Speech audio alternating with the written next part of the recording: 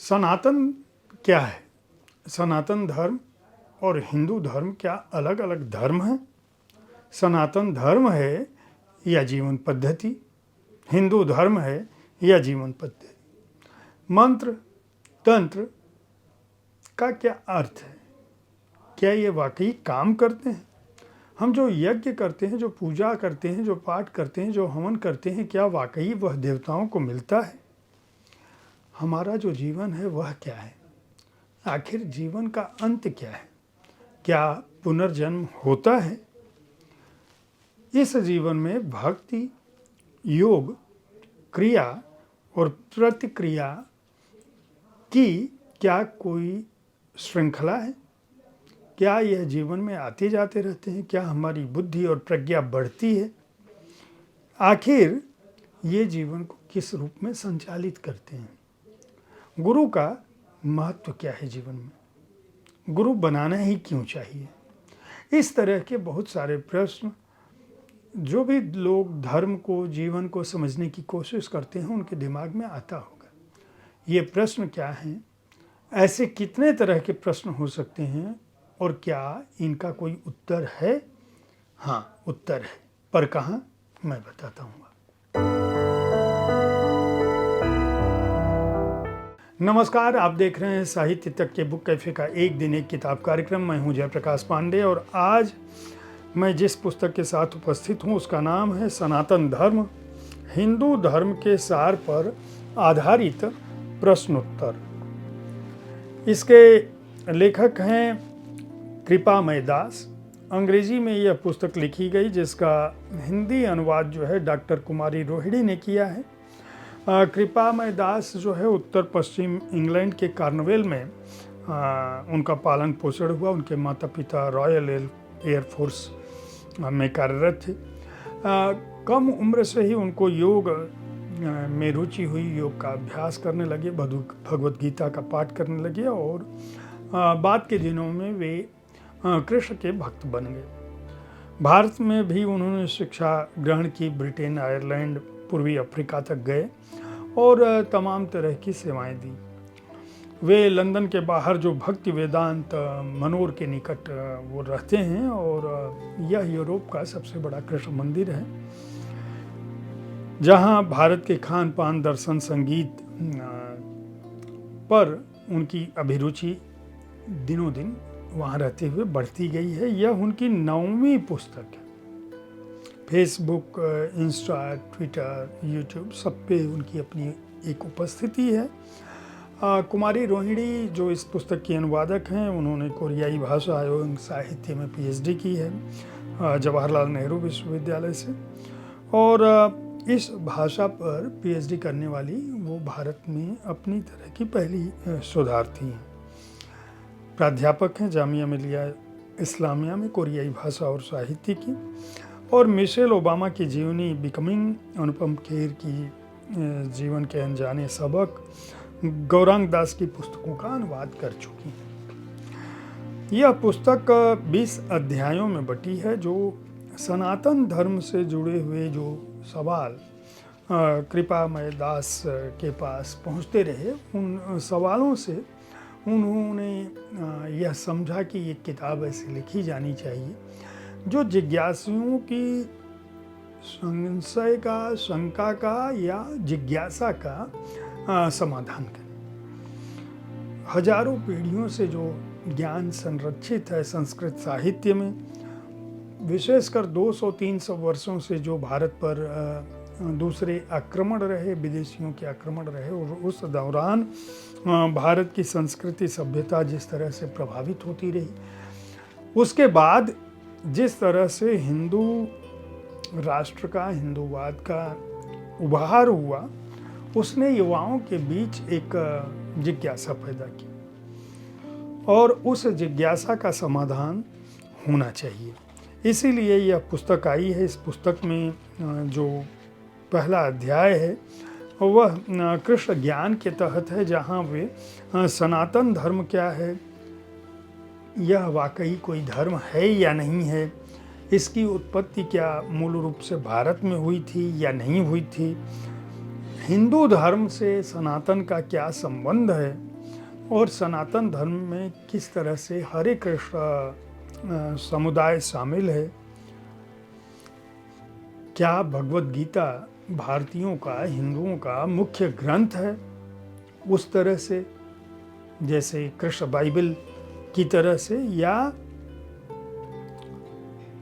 ये पुस्तकें जो लिखी गई थी जिनको हम धार्मिक समझते हैं, उनका निर्माता कौन है, किन लोगों ने इन विचारों को लिखा, और क्या इतने प्राचीन ग्रंथ पढ़ने चाहिए। हम सार्वजनिक स्थलों पर जो भजन गाते हैं वह क्यों गाते हैं, मंत्रों का उच्चारण बोलकर क्यों करते हैं, यज्ञ और हवन में उच्चारण का क्या अर्थ है, क्यों बोला जाता है, मंत्र पाठ करके अग्नि को आहुति क्यों दी जाती है, क्या मंत्र कोई काम करते हैं, क्या मंत्रों का जाप करने से कोई लाभ होता है, और मूल ज्ञान क्या है। अब आप समझ सकते हैं कि ये जो मैंने बात बताई इसमें बौद्ध धर्म भी है, आध्यात्मिक एकता भी है। यह केवल एक अध्याय में जिस तरह के प्रश्न हैं उसका मैंने उदाहरण दिया। इसी तरह के 19 और अध्याय हैं जिनमें इसी तरह के प्रश्न हैं। वे अध्याय क्या हैं? जैसे अगला अध्याय है आत्मा का महत्व क्या है जीवन में, कर्म एवं संसार क्या है, ये अगला अध्याय है।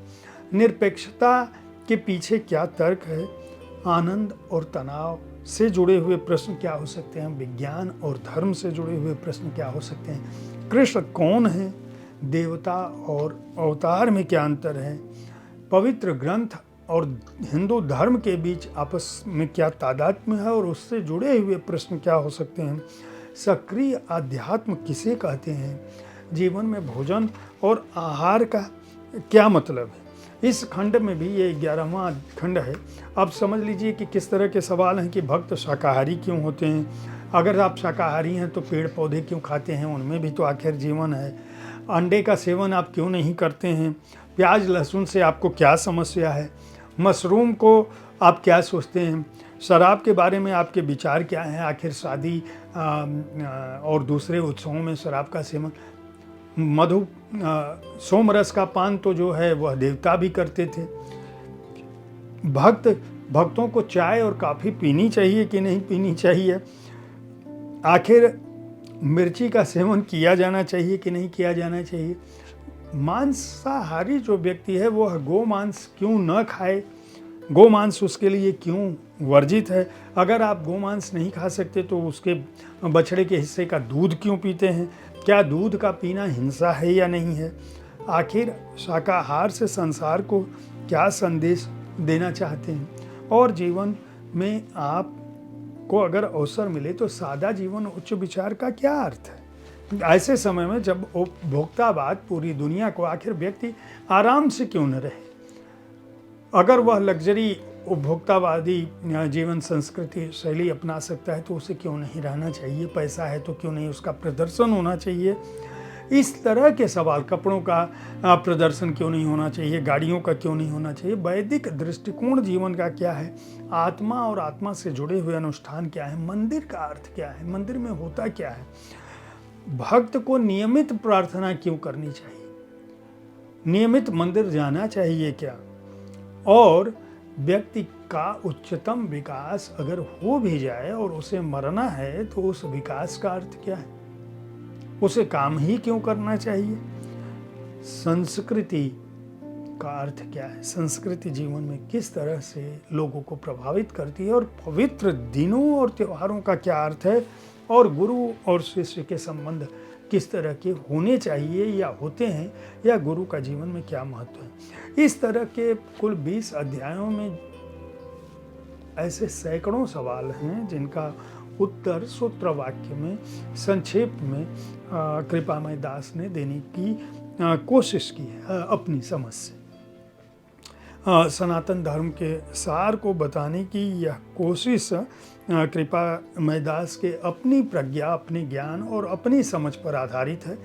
अगर मैं पहले ही स्पष्ट कर दूं कि हरे रामा हरे कृष्ण और श्रील प्रभुपाद का जो संप्रदाय है उससे जुड़े हुए हैं, तो आपको इन उत्तरों में उस आंदोलन का प्रभाव अवश्य दिखाई देगा। लेकिन अगर आपकी अभिरुचि इन विषयों के बारे में कुछ जानने समझने की है और आप अपना विचार अलग से बनाना चाहते हैं, आप अन्य पुस्तकों को पढ़ रहे हैं और फिर भी कुछ संशय है, तो इस पुस्तक को खरीद कर पढ़ सकते हैं। इसका मूल्य 250 रुपये है। पेंगुइन स्वदेश ने इसे प्रकाशित किया है और मैं बार बार यह बात कहता हूँ कि जो अनुवादक हैं, अनुवादक का नाम आवरण पृष्ठ पर बराबर लेखक के बराबर होना चाहिए, क्योंकि कृपामय दास ने यह पुस्तक अंग्रेजी में लिखी है। हिंदी में यह अगर डॉक्टर रोहिणी कुमारी अनुवाद नहीं कर रही होती, कुमारी रोहिणी, तो यह पुस्तक हिंदी में नहीं आ पाती। यानी उनका भी योगदान इस पुस्तक को हिंदी में लाने का उतना ही है